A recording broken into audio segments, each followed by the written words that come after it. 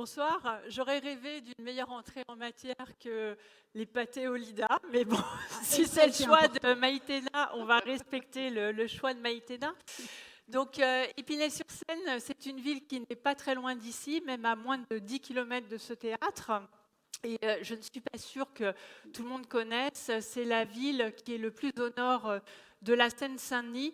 Donc ce que je vous propose ce soir, c'est de partir en visite à Épinay-sur-Seine et de me suivre. Donc Épinay-sur-Seine, c'est 3,6 km de berges non urbanisées. C'est un joyau en petite couronne, des espaces naturels remarquables, mais des berges de Seine qui ont largement inspiré les impressionnistes. Et Épinay-sur-Seine, c'est ça, des grands ensembles qui se sont venus coller à 300 mètres à peine de la Seine. Et cette ville de contraste, j'y ai grandi, je l'ai chérie, je l'ai dans le cœur.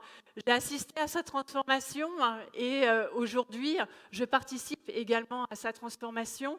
Alors j'ai un petit secret à dévoiler ce soir, c'est que Maïtena, je ne suis pas seule spinacienne sur Seine. Spinacienne, c'est comme ça qu'on appelle les habitantes d'Épinay-sur-Seine.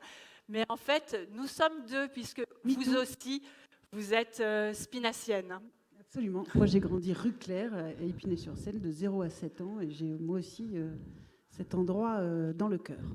On aurait pu être voisines, puisque je n'habite pas très loin, en fait, Maïtena.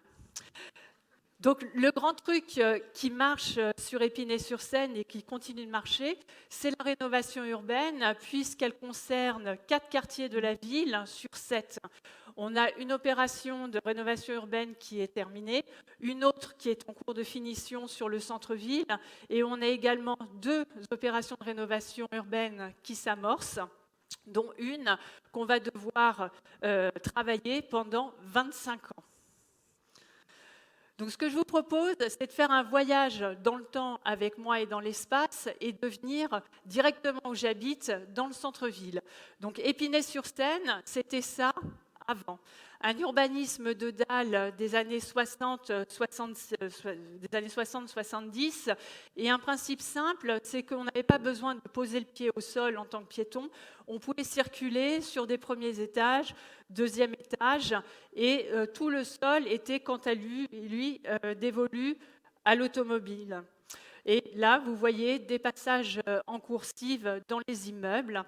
Donc ça avait un côté très pratique, mais vous pouvez imaginer qu'au fil du temps, ça a pu apporter des mésusages, des problèmes d'insécurité également, et qu'il a fallu prendre le taureau par les cornes et faire quelque chose. Donc notre grand truc qui marche à Épinay-sur-Seine, vous l'aurez compris, c'est la rénovation urbaine qui nous a permis d'amener les halls d'entrée qui étaient au premier ou au deuxième étage desservis par des coursives, de les ramener en rez-de-chaussée, de retrouver une circulation piétonne, on va dire normale, mais notre ville n'était pas ainsi constituée, normale sur le rez-de-chaussée.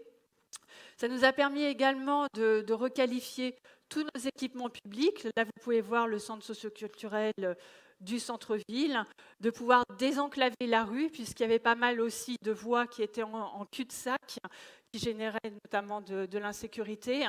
Ici, vous voyez un passage sous porche qui a été considérablement rehaussé. Avant, on passait là dans un trou de souris. Maintenant, on a un grand espace dégagé avec une jolie mise en lumière. C'est aussi l'avenue du tramway qui a considérablement amélioré nos mobilités.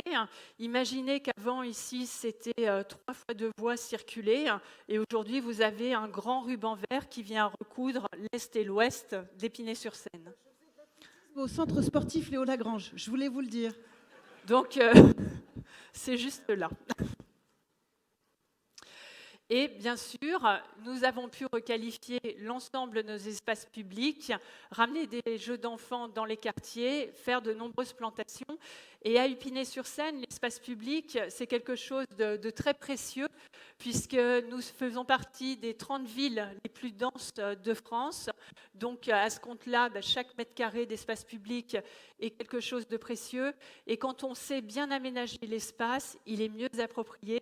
Et pour reprendre les mots de mon collègue tout à l'heure, on amène aussi plus d'humanité et du vivre ensemble. Donc, vous l'aurez compris, la rénovation urbaine, c'est un truc qui marche, mais les quelques images que je viens de vous présenter, en fait, j'aurais pu vous en montrer encore plein d'autres. Et c'est 16 ans de conduite d'opération, de travaux, et c'est 160 millions d'euros. Alors, dire comme ça que c'est un truc qui marche et facilement reproductible, je dirais pas jusque-là. Par contre, je voudrais vous emmener dans un endroit spécifique qui est la place René-Clair, où nous avons un truc qui marche vraiment et facilement reproductible, c'est la fontaine sèche du centre-ville. La place René-Clair avant, c'était ça, avec des grandes dalles de gravillon lavées en forme d'amphithéâtre, qui étaient bordées par un marché vétuste qui n'avait plus cours depuis environ une dizaine d'années. Et la place René-Clair, aujourd'hui, elle est comme ceci, avec un espace, une lisibilité architecturale complètement revisitée. Et la Compagnie des paysages, qui est notre paysagiste concepteur qui a travaillé sur la requalification de tout le centre-ville, nous a proposé de mettre un élément central qui vient border une jolie médiathèque qui a pris place à la place du Vieux Marché, de mettre en place cette fontaine sèche en centrale. Donc c'est une fontaine qui fonctionne de mars à novembre.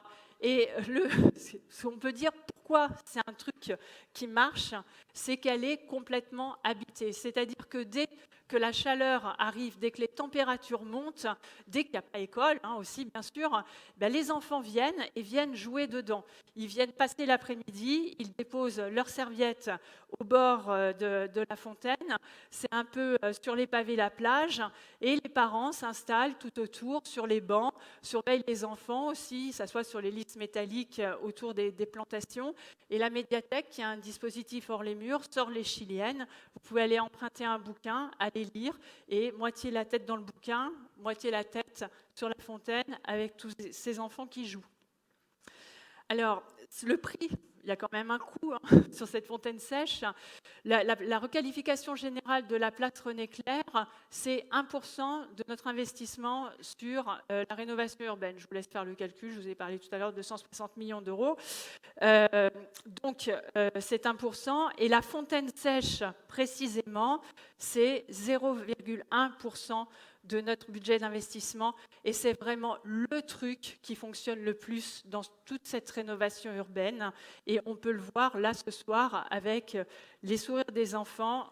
C'est absolument magique. Donc cette fontaine sèche, elle marche parce qu'elle s'adresse à un public dit populaire qui n'a pas forcément les moyens de partir tout le temps en vacances, d'avoir une maison secondaire pour se mettre au vert. Et aujourd'hui, alors que nous connaissons les chocs climatiques, et ce sont ces personnes en fait qui sont les plus vulnérables et les plus touchées. Par exemple, des habitants du centre-ville me disent que malgré la rénovation qu'on a pu faire, le confort thermique d'été n'était pas une donnée à l'époque qui était complètement prise en compte. Et on peut avoir jusqu'à 50 degrés derrière les loggias. Donc, amener un service public de proximité ouvert à tous avec de la fraîcheur en ville, c'est quelque chose que l'on doit absolument. Deuxième réflexion également, si elle marche, cette fontaine, c'est parce qu'il n'y a pas de barrière, il n'y a pas de droit d'entrée, c'est parfaitement, on peut y aller quand on veut. C'est un équipement public et vraiment public. Et pour finir, ce que je voulais vous indiquer, c'est qu'aujourd'hui, en tant qu'élus locaux, on doit l'adaptation de nos villes face au réchauffement climatique. C'est complètement une priorité. Il faut planter, il faut ramener l'eau dans nos villes. Et moi, ce que je vois, c'est que c'est aussi un levier pour produire plus d'humanité dans nos villes, faire des aménagements qui respirent la fraternité et la sororité, le vivre ensemble. Je crois que c'est ce qu'il y a de plus important dans nos villes denses. Merci beaucoup, Eugénie Pentier. Venez me retrouver. Bravo. Spinacienne. C'est beau d'avoir sa ville au cœur comme ça. Ah oui, depuis toujours. Beau. Vous êtes parti à 6 ans, moi je suis arrivée à 6 ans. À 7 ans. Et je ne vous dirai pas depuis combien de temps j'y suis. Et alors moi j'ai perdu mon truc de Zorro, un truc de Zorro dans un jardin à côté, si vous le retrouvez, on l'a pas retrouvé, non, non, c'est dommage. La fontaine, on a vu que ça fabriquait du commun, en fait, que les gens se le sont appropriés. C'est un endroit où les enfants ont du plaisir, donc les parents sont heureux de fête. C'est super l'été, mais l'hiver? Eh bien, l'hiver, c'est un espace public traditionnel en minéral. On peut, par exemple, on y installe chaque année le marché de Noël. Ouais. C'est une place qui est multi-usage. Tout à l'heure, je vous parlais du fait que chaque mètre carré est précieux sur l'espace public. C'est l'intérêt de cet aménagement. C'est que même en plein été, on peut se dire, on va faire la fête du vélo, les rencontres pour l'emploi ou tout autre événement qu'on a prévu. On arrête la fontaine et on peut installer autre chose. Et ensuite, l'eau rejaillit. Donc, c'est pas que un événement d'été. Enfin, c'est pas un endroit d'été. C'est pas un investissement que pour l'été. Oui, Ok. exactement. On a commencé par ça en disant que Épinay était au bord de la Seine, ce qui est un peu antinomique parce que là, avec le réchauffement, on peut se dire qu'on va aller, il va falloir profiter de la Seine. On va pouvoir le faire. On va abandonner la fontaine et aller dans la Seine. Alors, en effet, l'efficacité de la Seine comme rafraîchissement, suivant les études d'adaptation, c'est uniquement 60 mètres de portée. Donc, il y a des gens qui sont au-delà et bien au-delà. Et aujourd'hui, ce sur quoi on travaille, et comme de nombreuses villes aussi, c'est d'ouvrir la Seine. Tout à l'heure, en préambule, je vous ai dit qu'on avait 3,6 km de berges. J'espère qu'un jour, on aura, j'espère très rapidement même, qu'on aura 3,6 km de ligne d'eau. Et il y a aussi des villes comme l'île Saint-Denis où on doit aussi avoir une base nautique juste en face. Le conseil départemental en construit une, d'avoir des espaces de nature accessibles où on puisse vraiment profiter de la Seine et ça pour tous. Bravo, bravo et merci Eugénie. Merci infiniment de nous avoir fait rêver. Merci.